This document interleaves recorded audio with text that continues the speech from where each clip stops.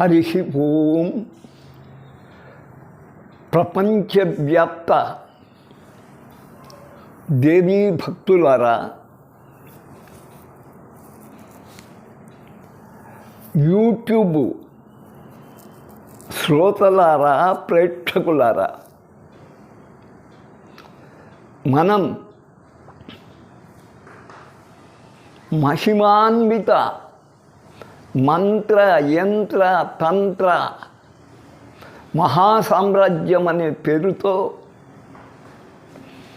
ఒక గ్రంథము వెలువరిస్తామని చాలా రోజుల నుండి చెప్పుతూ ఉన్నాం, ప్రకటించి ఉన్నాం. మొన్న మన ప్రయత్నానికి అనుకూలంగా ఒక గంట ట్రయల్స్ అనవచ్చు, ఉపన్యాసం కూడా ఇచ్చి ఉన్నా దీనిపైన. ఇప్పుడు గ్రంథరూపంగా వెలువరిస్తున్నాను. కారణం, గౌతమ బుద్ధుడు పుట్టినది, మహానిర్యాణము చెందినది అయినా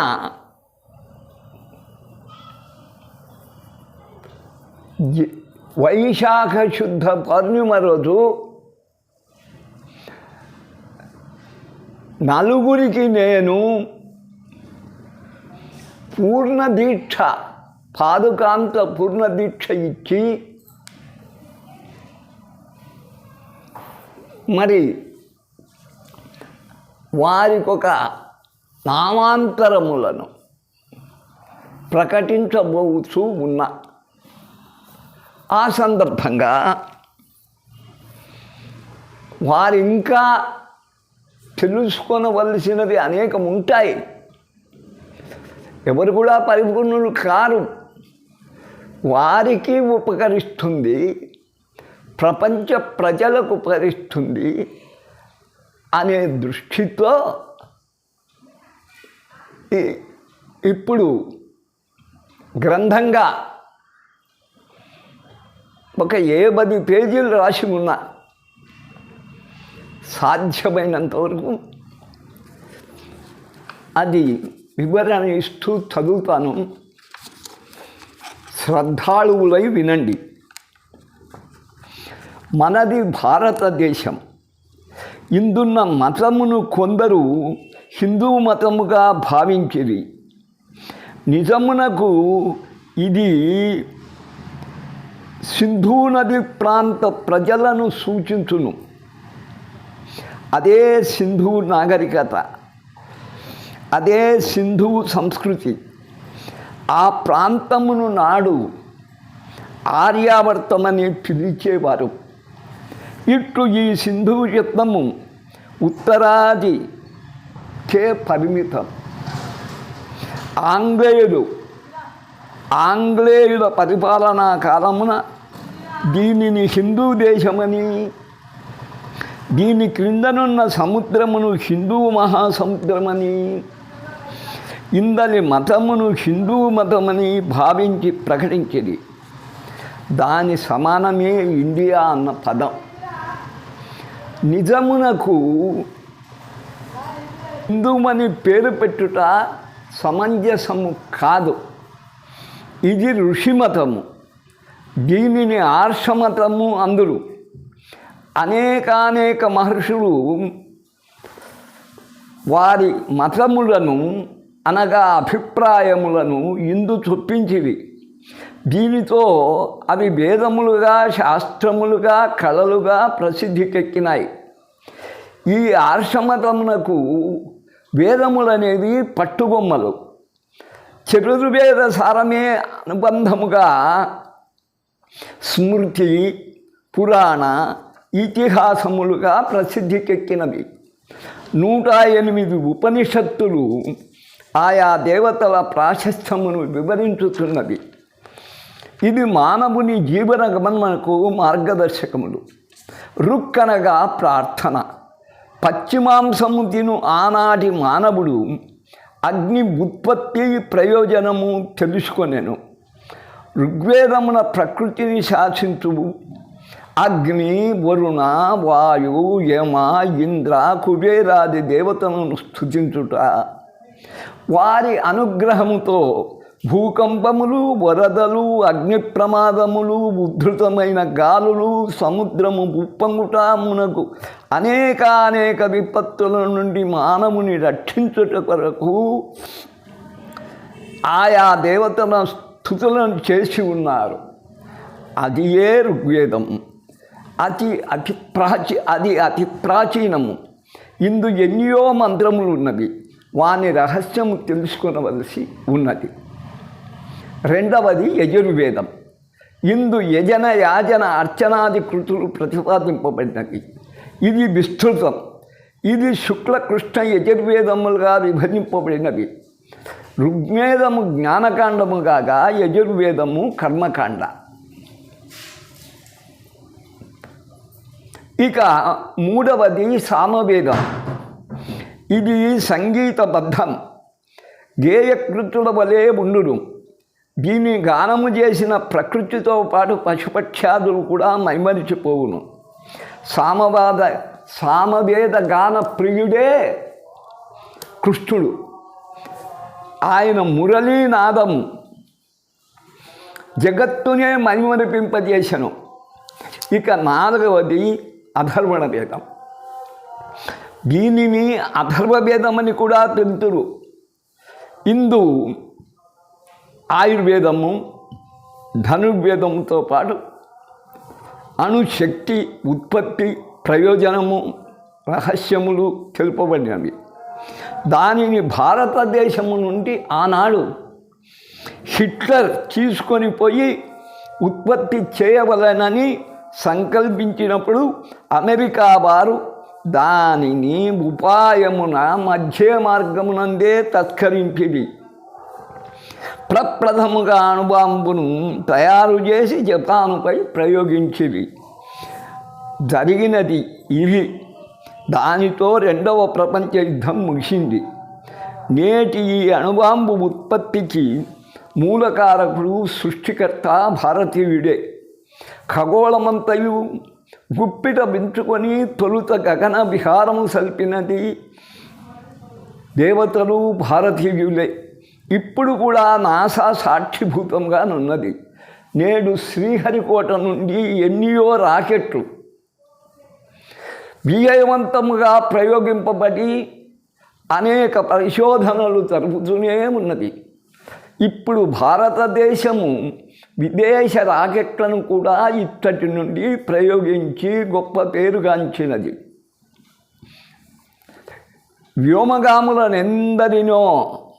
వ్యోమగాములనెన్నింటినో భారతదేశము ఆకాశమునకు పంపగలిగింది.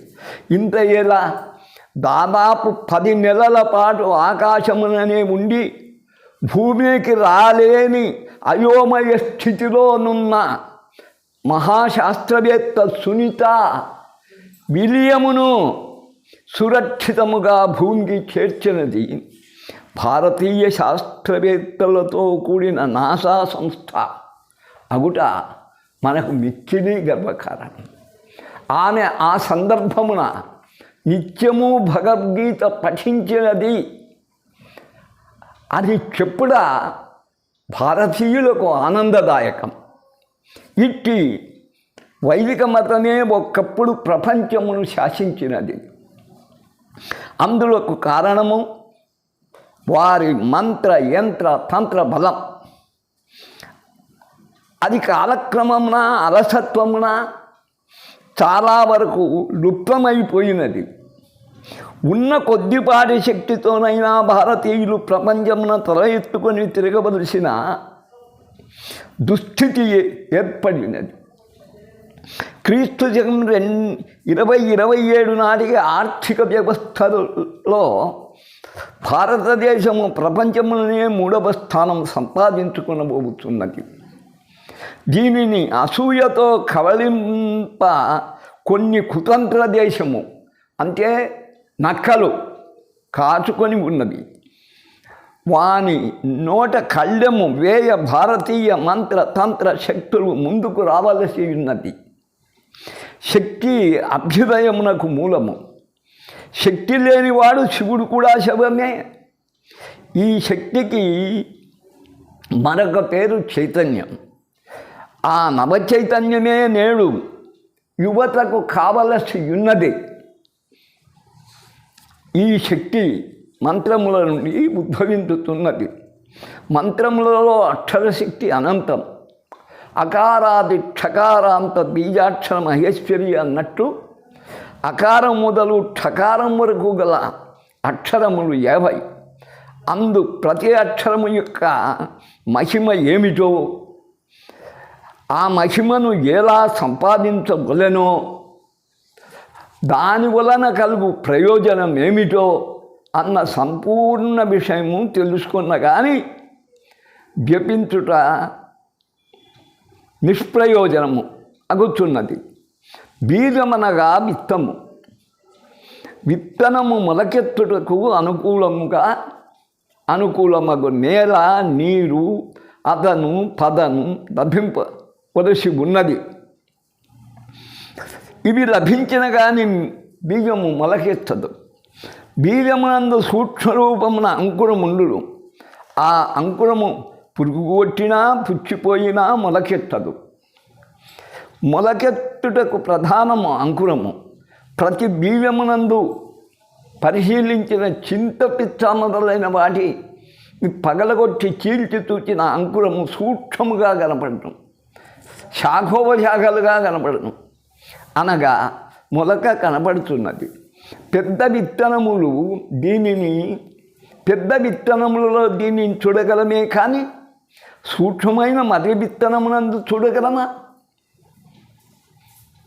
ఆవగింట కన్నా చిన్నది అగు దానిని చీల్చి చూచుట సంభవమా? మన కంటికి కనపడదు. కానీ అంకురము లేదు అందుమా అని చెప్పగలమా? అది మొలకెత్తుతున్నది. ఇది చాలును. అందు సూక్ష్మరూపమున అంకురము కలగదని చెప్ప వీలగుతున్నది. అతి సూక్ష్మమైన విత్తనం నుండి, మర్రి విత్తనం నుండి పుట్టిన మర్రి చెట్టు జీవవృక్షంలా కలకాలము జీవింపగలదు. ఊదను పాదుకొని నిలిచినా దానికి మరణమే లేదు. అట్లే మొలకెత్తి మర్రి వృక్షంలా వృద్ధినందు బీజాక్షరములు ఏమిటో, వాని మహిమ ఏమిటో తెలుసుకొనుట ప్రథమ కర్తవ్యము. సస్య ఫల వృద్ధి శాఖల వారు అగ్రికల్చర్ డిపార్ట్మెంట్ ఎలా ఫలములను పంటలను పండించుతూ ఉన్నారో అందుకు పరిశోధనలు చేయుతున్నారో మంత్రవేత్త బీజాక్షరముల ద్వారా విజ్ఞాన ఫలములు పండించుచున్నాడు. ముందు ఏ అక్షరమునందు ఏ దేవత దాగి ఉన్నదో వానిని ఎట్లు ప్రసన్నము చేసుకొనవలెనో మొదలగు సమగ్ర జ్ఞానము మంత్రవేత్త వివరించగలడు. తుమ్మ, ఈత, వెలగ, రేగు విత్తనములు నాటిన అవి ముళ్ళ చెట్టుగానే మొలకెత్తును. రాగి విత్తనము నాటిన తెల్లని వృక్షమగును. తుమ్మ విత్తనము నాటిన అది నల్ల చెట్టుగా మారును. మామిడి, పనస, అరటి, నారింజ వంటి వాని విత్తనములు నాటి పెంచిన మృదువై సుకుమారమైన ఫలవృక్షములు పెరిగి ఆయా ఫలరసములు అందించుతున్నది. అట్లే దేవతలలో సాత్విక సౌమ్య, రాజస తామస ఉగ్ర దేవతలు కలరు. వారి మంత్రములను తెలుసుకొని వారిని ఉపాసించి పూజించిన, మంత్రములను జపించిన, దర్శనము కొరకు తప్పించిన వారు ప్రత్యక్షమై వారి కోరికలను తీర్చగలరు. ఈ రహస్యమునంతయు తెలియజేయుటకై మహిమాన్విత మంత్ర తంత్ర యంత్ర మహాసామ్రాజ్యము అను గ్రంథమును వెలువరించి మీ ముందు ఉంచుతున్నాను. ఇందు నా 70 ఏండ్ల ఉపాసనా బలము తోడ్పడి పలబురికి ప్రయోజనము చేకూరిన అది నా జన్మకే సార్థక్యం కలిగించును. ఇది నా సంకల్పం.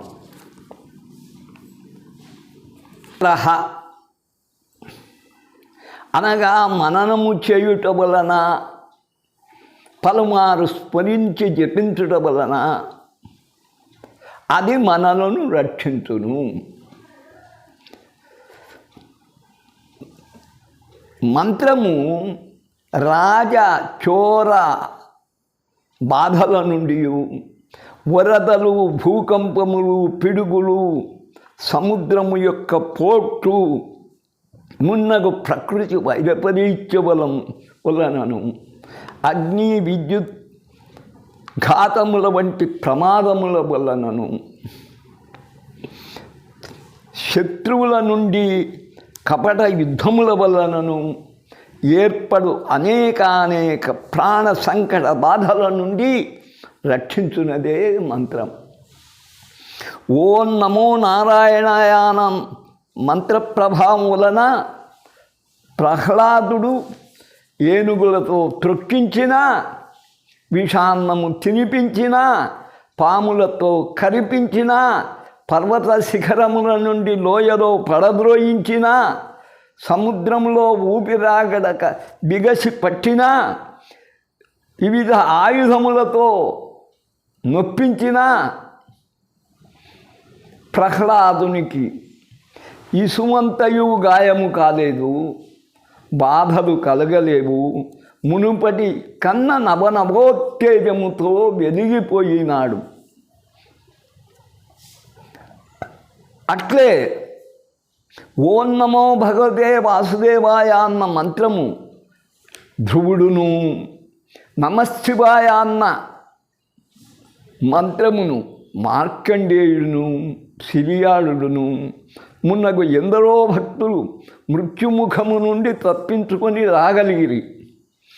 ఎందరో రాజులు వారు నమ్మిన దైవశక్తి మంత్ర ప్రభావముతో అతి తక్కువ సైన్యముతో విపుల శత్రు సైన్యమును చెండాడగలిగి విజయము సాధించేది. గోవిందనామస్మరణమే ద్రౌపదిని మానభంగము నుండి కాపాడగలిగినది. ఇట్లు మంత్రశక్తి గురించి చెప్పుటకు గ్రంథములు చాలవు. ఇక తంత్రాయతే ఇతి తంత్ర, అసూంత్రాయతే ఇతి అస్త్ర, శరీరాం త్రాయతే ఇతి శస్త్ర అని వ్యుత్పత్తులు చెప్పబడి ఉన్నది.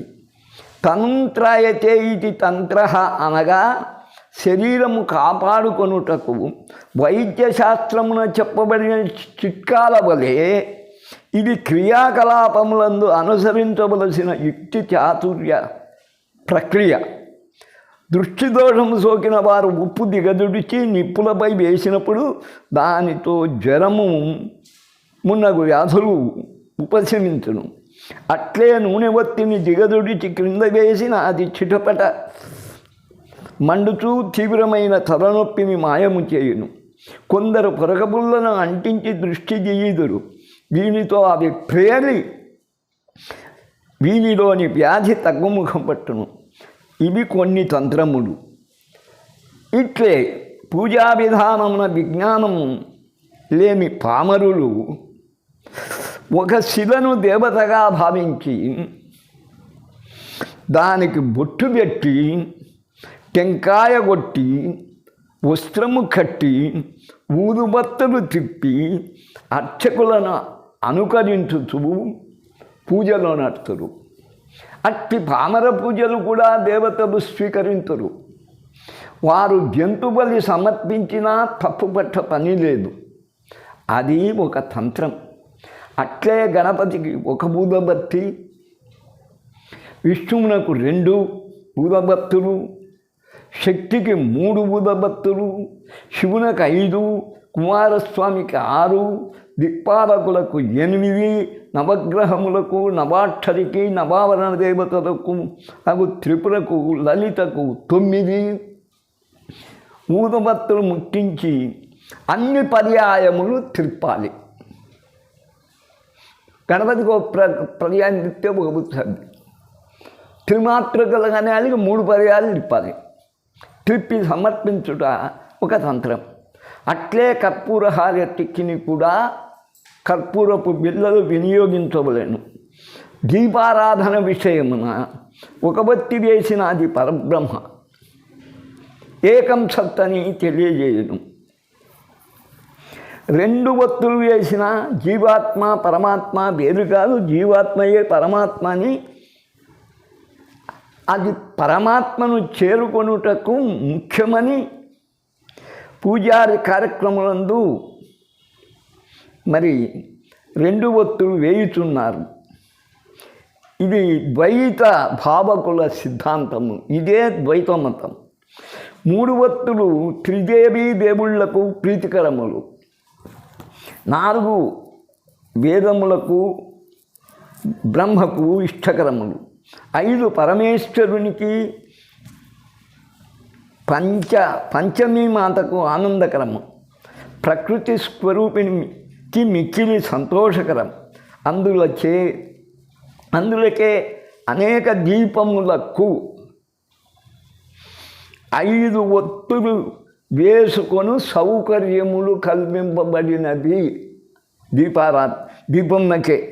5 ఒత్తులు వెలిగించిన వానికి ప్రకృతి సహకరించును. అట్లే 6 కుమారస్వామికి శత్రు విజయమునకు తోడ్పడును. 8 అష్టదిక్పాలకులకు ఆనందం కలిగించును. 9 నవగ్రహ అనుగ్రహములకు, నవాక్షరికి, నవ ఆవరణ దేవతలకు సమ్మోదకారకం. ఏకాదశి రుద్ర ప్రీతి కొరకు 11 ఒత్తులు చేయుట సంప్రదాయం. ఇదే తాంత్రికం. నిత్య దీపారాధన ఇంటిలో చేయలేని వారు అశక్తులు కార్తీక మాసమున పౌర్ణిమ దినమున 360 ఒత్తులు వేసి 360 దినములకు 360 ఒత్తులు వేసి ఆయా దేవతల ధ్వజస్తంభముల ముందు వెలిగించుట తాంత్రిక విద్యలో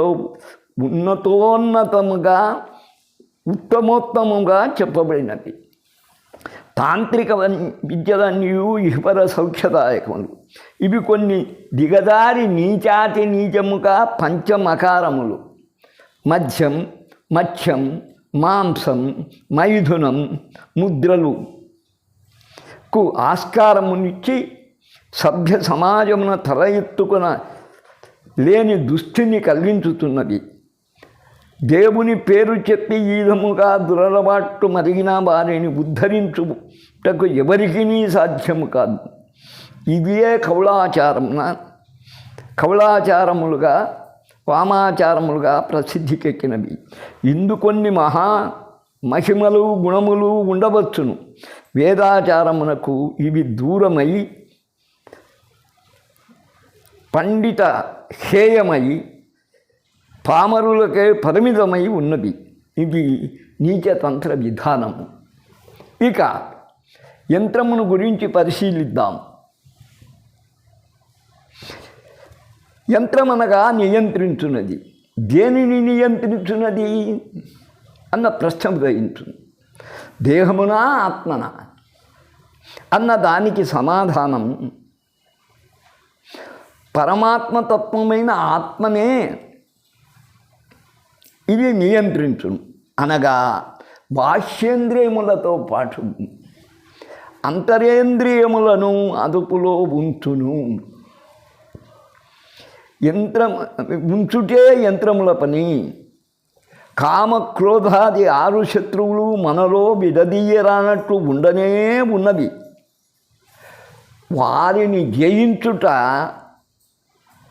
ఎవరి వశము కాదు.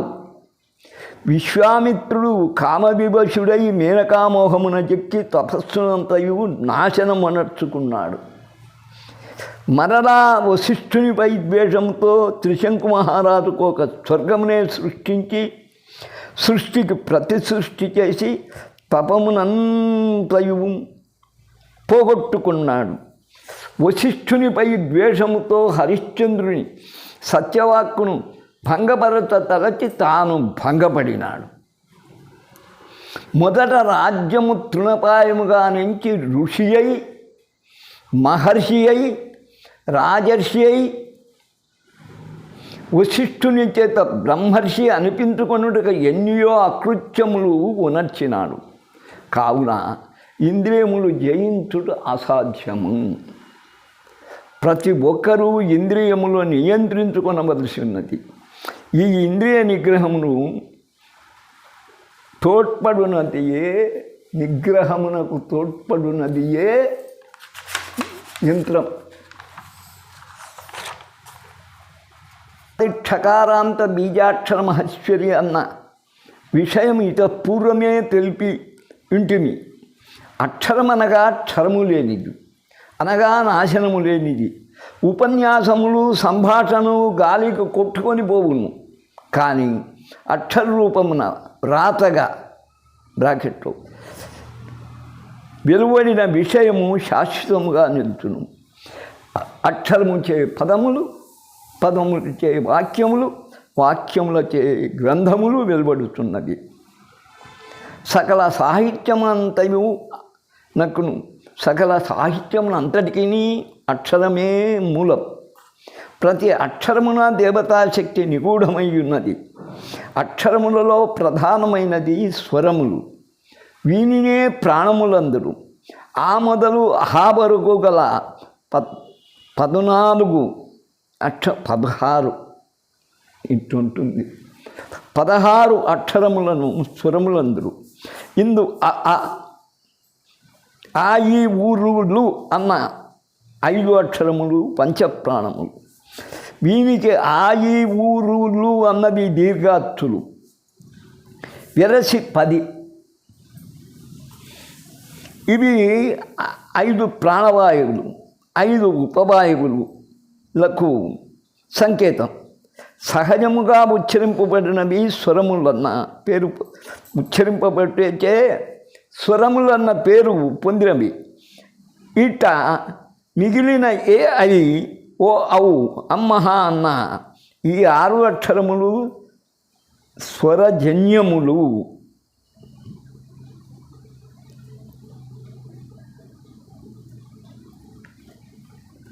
అనగా స్వరం నుండి పుట్టినవి. ఆ ప్లస్ ఈ ఏ, అట్లే ఆ ప్లస్ ఐ ఐ, అట్లే ఆ ప్లస్ ఓ, అట్లే ఆ ప్లస్ ఔ. అన్ని రూపములు ఏర్పడినవి. అనగా ఇవి సహజ సిద్ధ స్వరములు కావు, జన్యములు మాత్రమే.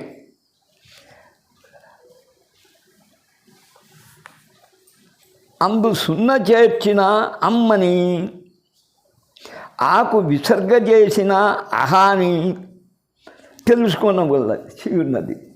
ఇట్లు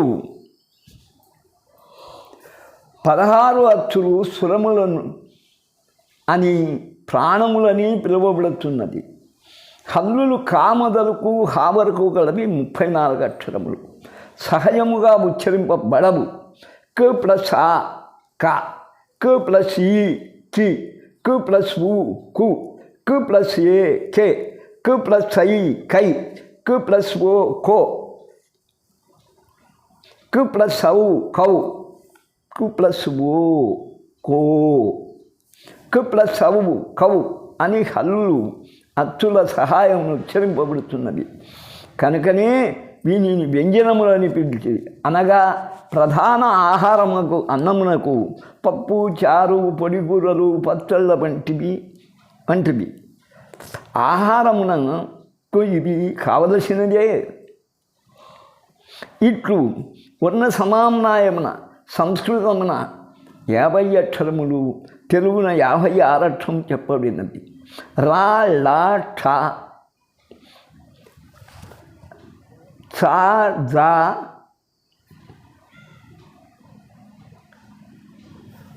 ఇవి తెలుగున మాత్రమే కలవు. ఏది ఎట్లయినా ఈ బీజాక్షరం రహస్యం తెలుసుకొని అందు దాగి ఉన్న దైవతాశక్తులను తగు విధమున జపించి ప్రయోజనము పొందవలసి ఉన్నది.